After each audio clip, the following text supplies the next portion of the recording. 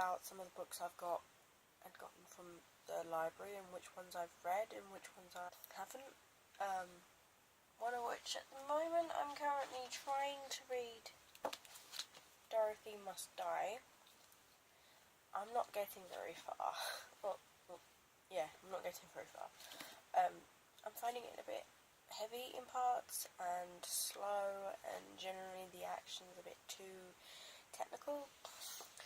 So I'm going to do a review for These Broken Stars by Amie Kaufman and Meagan. It was really good book. I rushed through it. I read as fast as anything. I mean, the storyline was just so sweet and so tense, but at the same time, they say it's like Titanic, except I would have said this was a hell of a lot better than Titanic. Yeah, okay, it was a little bit like Titanic in space, I suppose, but on the other hand, the characters were a lot more complex. The connection between Tava and Lilac was phenomenal. I mean, the descriptions are so, you could picture it so well in your head, and it really did make me a bit sad though, because I felt that at the end I just wanted more. You know, like it ends with such a, not a cliffhanger, but so more like you want to know more of their story, like what happens afterwards. But then of course the sequel to this isn't so much a sequel as it is a companion, so it's not the same characters, it is different characters, which annoys me sometimes, because I just think you get so invested in the characters in the first book, and then you find out, oh, there's a second book, only to find out it's not the same people. It bugs me. Actually, I want to read this again. It's been a good few months since I've read this, and I might have to read it again. I like the slow interaction between Lilac and Tava, and that it wasn't instantaneous. They didn't instantly think, oh, I love you, you know. Insta-love, I suppose you could call it.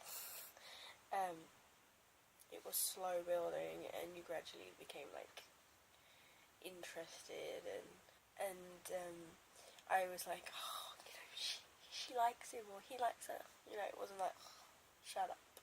You know, it was gradual. So, yeah, I gave that a 5 out of 5 stars, definitely. This, I do plan on getting the sequel at some point, but because it's not the same characters, I'm not in a hurry. So, my next review will be for Ruby Red, by Kerstin Gier. Anyway, really enjoyed this. I love the whole aspect of time travel. I mean, I'm a huge Doctor Who fan, so that's something. Although it was definitely nice to have a female do it this time, and somebody that's not necessarily prepared mentally or physically, you know, for the aspects of time travel. The story's about Gwen. She's 16 and she's supposedly the odd one out in her family with the time travel gene. Her cousin Charlotte's supposed to be the one that has it in her family. So she's got tutorials and help from her family and she's prepared to go through it. She thinks she's going to have it. Only one day it turns out that it's actually Gwen.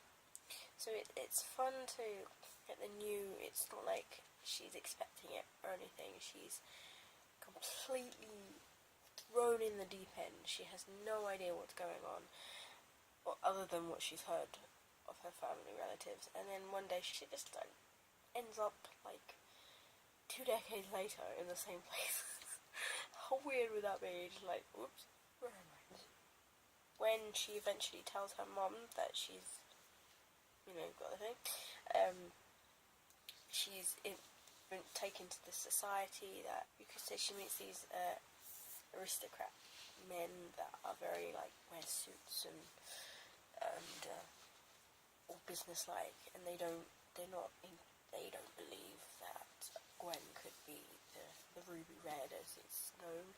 They think her mother's wanting attention. But no. And then she meets Gideon, Gideon is one of the one that's been prepared for it and has been time traveling for a couple of years.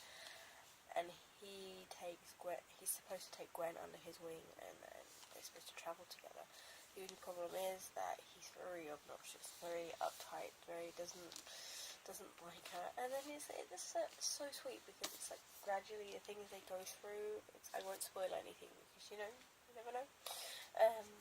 I plan on getting a sequel and a third book, but they are expensive, especially when I got the hardbacks. I needed the hardback. I mean, look how beautiful it is. And so that is the end of my video. I had to edit because the first lot was done on my phone across the room. So, and then I realised that I hadn't quite finished it because my phone had run out of space on the memory. So, I'm just doing this now on my computer. Thanks for watching. Any comments, please leave them below, wherever you put the comments. And yeah, this has been fun.